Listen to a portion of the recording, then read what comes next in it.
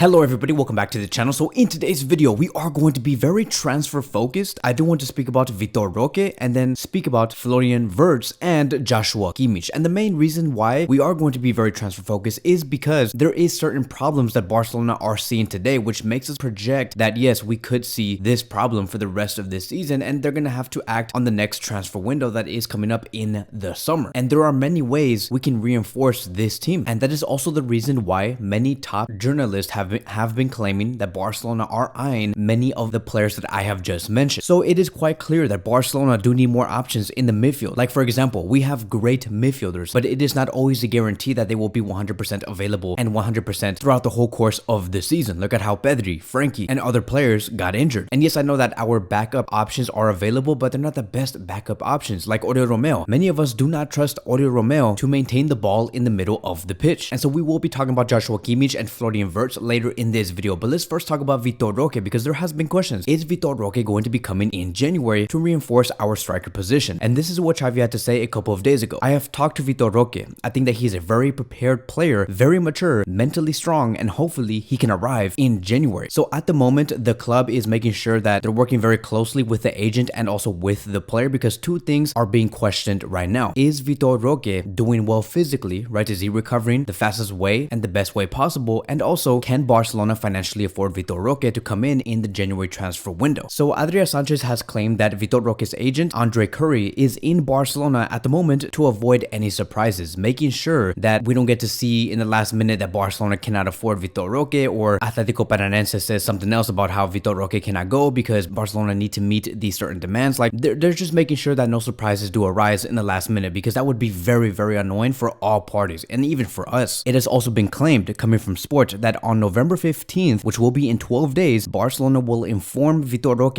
whether they would have enough margin in financial fair play to bring him in January, or if he would have to join the club in the next summer. Barcelona's primary focus at the moment is to bring him in the January transfer window and nothing more. They're not even looking or thinking about a different player to bring in January. It is only about Vitor Roque. Deco and Xavi has also been pressing the club to finalize his arrival in the next few weeks, and so there is current optimism within the club regarding La Liga approving his registration. So yes, Barcelona are working on it. Yes, the agent is also in Barcelona, but there is also very clear optimism with all parties that this deal can be done. So don't worry about Vitor Roque maybe not joining this club in January. We will be getting him, and I think that his arrival is very much important because the way that Lewandowski has been performing as of late has not been the very best. That is why I'm also very eager for his arrival, is because the way that Lewandowski has been performing in our most important games and when we do play against the top teams, Lewandowski is barely there and barely present to really showcase what he can do. And we depend on a very experienced striker like him to score goals. Like, where was Lewandowski against Real Madrid? And yes, I understand that Lewandowski just came back from injury, but still, like, how do you lose your first touch when you do come back? Like, I'm pretty sure that when you come back from injury, you don't lose your first touch. What you do lose is your speed and your rhythm, but you gain that back in time. So we were okay with him losing that, but with him losing his first touch, really? Not being able to control the ball? That's where I'm like, okay, so maybe he's not just physically not there, but maybe mentally not there. And that's very disappointing. We need players in this squad that is able to give 100%. And so many of us expected much more for him to show up in big games and to score more goals against the lower level teams. And without Barcelona having their center forward being very effective, we're just a team that knows how to maintain the possession and knows how to counterattack and also counter press. But we're not a team that knows how to score a lot of goals. We need our center forward very effective and be willing to make himself available on the pitch. So while we do wait for Lewandowski to regain his form, this is why many of us are eager to see Vitor Roque to come to this club as soon as possible and to pick up with a lot of fire. Because remember, before Vitor Roque got injured, he was in top form. He was forcing mistakes from the opposition. He was making runs. Every time he had the ball, he was shooting with power. He was very goal hungry. And I also do think about, like, once Vitor Roque does come in, I'm pretty sure that he's going to be seeing the competition that will be in front of him. And yes, not only is it going to be coming from in the club, like in regards to Lewandowski, but he is also going to be seeing competition from a different club, which is Real Madrid. Real Madrid have two Brazilian players that can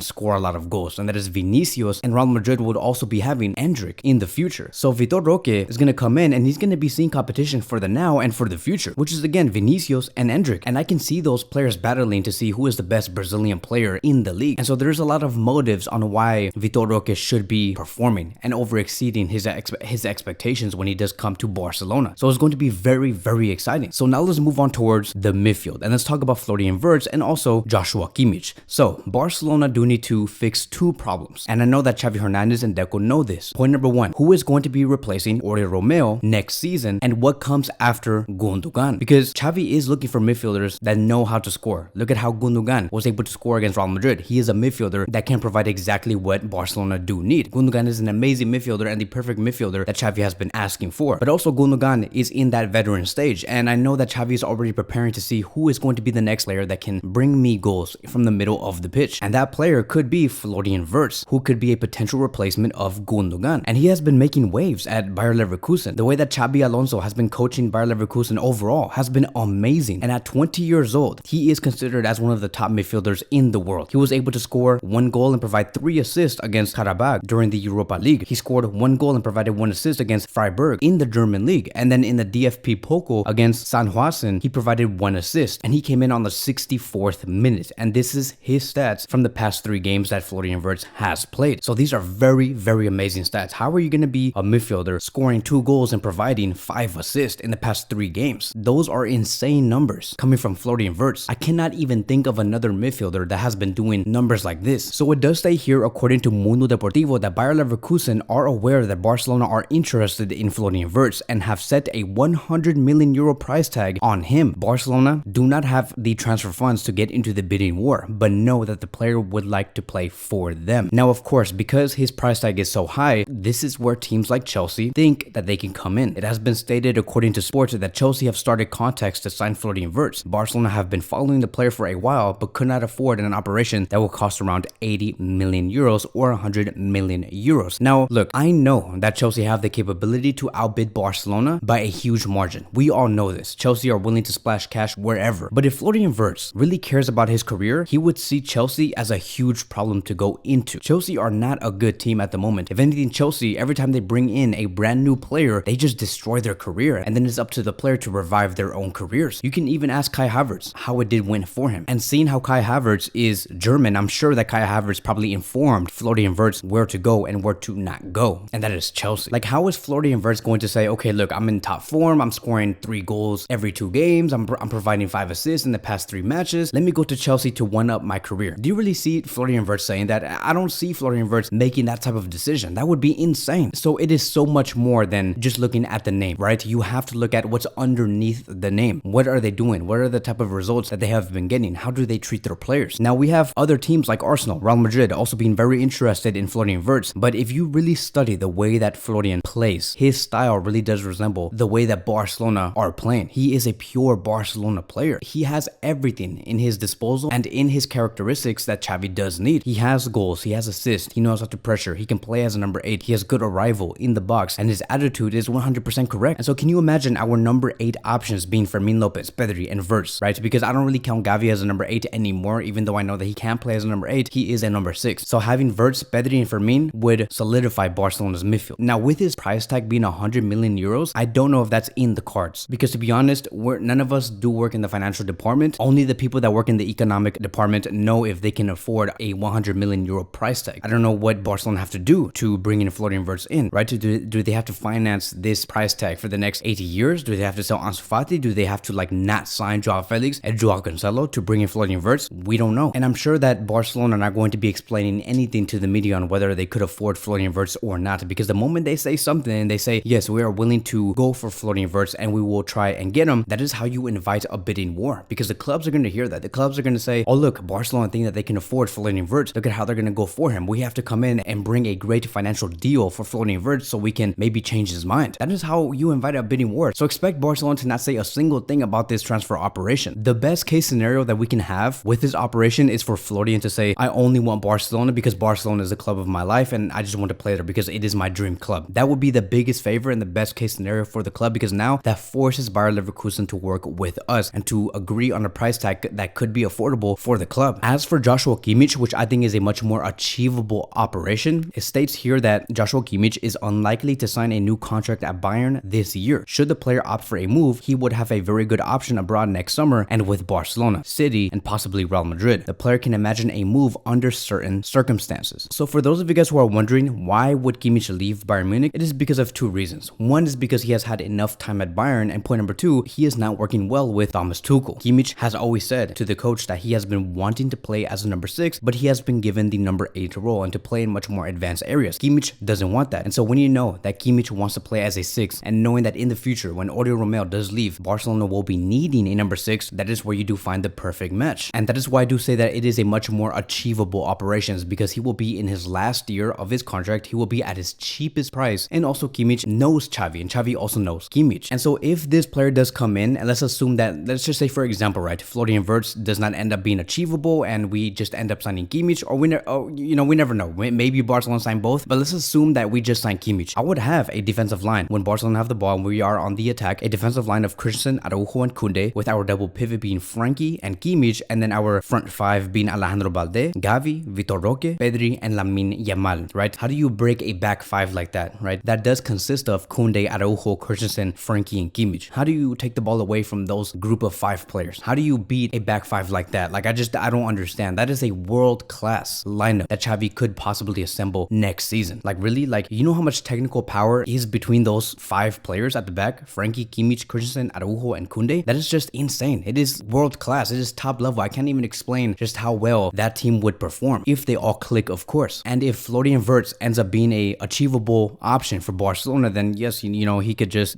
switch in for either Xavi or Pedri. You can have Florian Wirtz and Xavi, or Xavi and Pedri, or Pedri and Florian Wirtz, or Xavi and Wirtz. You can do whatever with those type of options. You can have Fermin Lopez come in for Xavi and Florian Wirtz in for Pedri. Let's see if Barcelona can achieve that. I'm not saying that this is possible, because to be honest, from my perspective, I don't see it as a very possible option to have both Florian Wirtz and Kimmich. Are they direct replacements for Gundogan and Oriol Romeu? Yes, but is it possible financially? We don't know. But at the moment, Joshua Kimmich does seem like the most possible option based off what we have been hearing. So that is it. That is going to be wrapping up today's video. Thank you guys so much for watching, and I will see you guys in the next one.